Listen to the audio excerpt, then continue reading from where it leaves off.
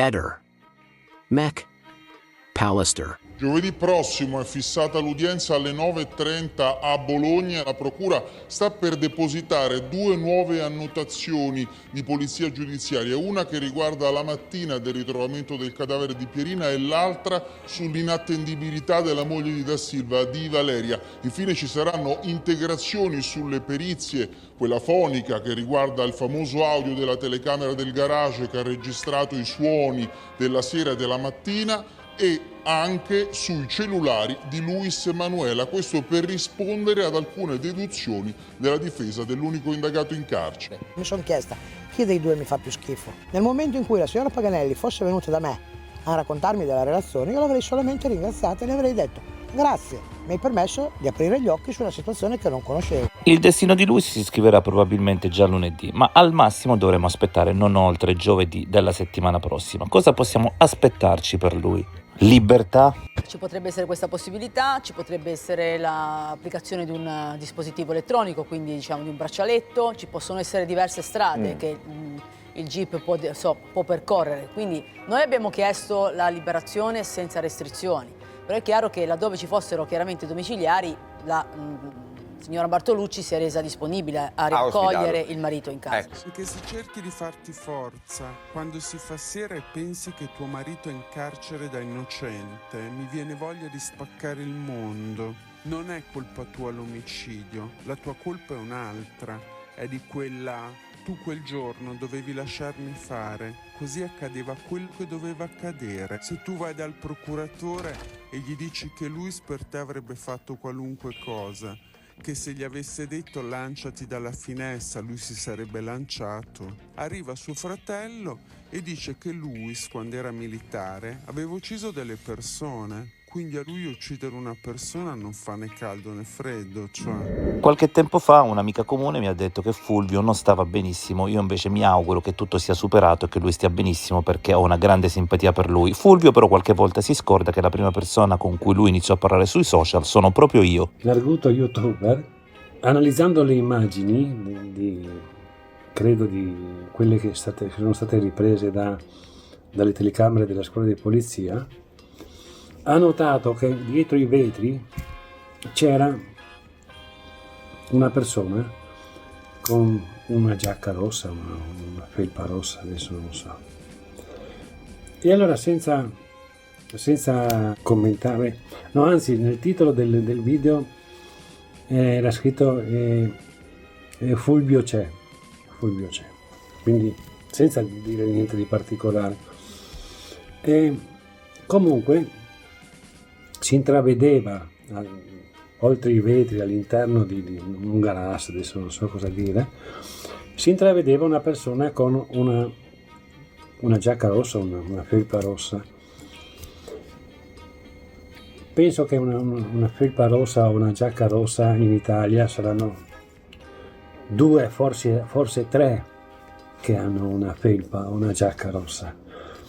Ma comunque, giusto per non insinuare nessun tipo di sospetto nei miei confronti, aveva posto anche in questo video che aveva fatto, aveva messo anche le foto dove sono davanti al caravan che usavo in epoche passate in campagna elettorale e una felpa rossa che avevo durante una visita a Lubiana.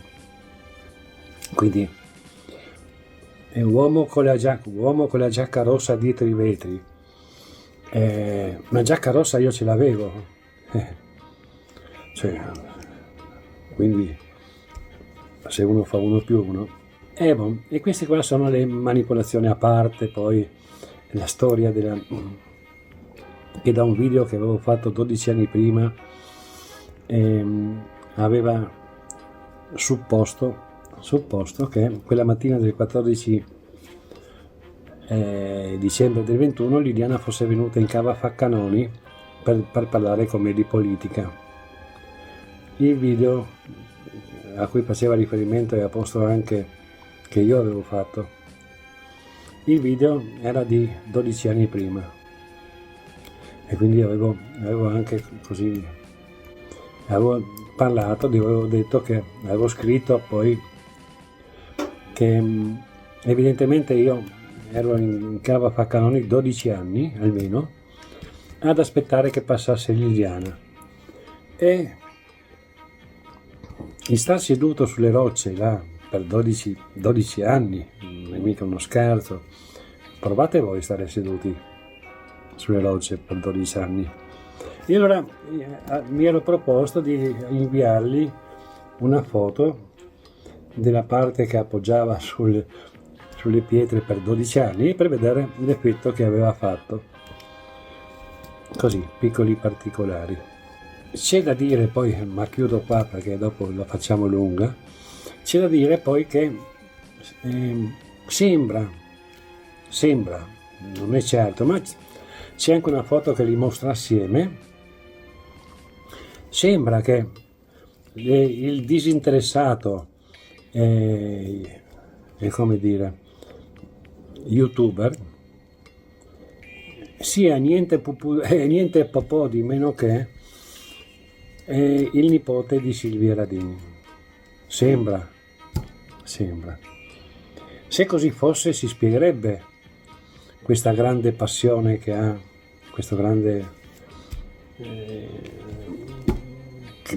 per quanto crede a qualsiasi cosa che venga detta dalla banda degli onesti, e poi porti avanti le loro teorie e tutto quel che se casomai spunta qualche sospetto in quella direzione, no, per l'amor di Dio, no, e porta le storie in un'altra direzione.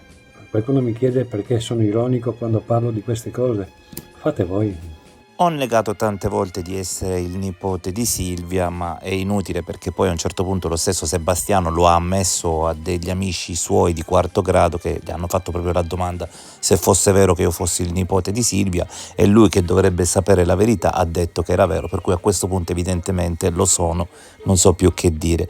Però Fulvio si dimentica anche tante altre cose che adesso andiamo a ricordare. Però prima torniamo un attimo a Sebastiano, perché Sebastiano e i suoi amichetti di quarto grado poi tempo fa disse che se io continuavo a utilizzare le sue interviste prendendolo in giro, lui non avrebbe più rilasciato interviste a Mediaset, e così loro mi chiesero di lasciarlo in pace, così lui avrebbe potuto continuare la sua love story con Mediaset, che però in realtà da quel momento non è proseguita molto bene lo stesso. Come avete visto, si vede raramente. La settimana scorsa è tornato a quarto grado, chissà se questa settimana ci sarà pure. E invece Fulvio ai primi tempi mi contattò e parlammo, ci sono anche dei video registrati delle conversazioni tra me e lui di circa un'ora.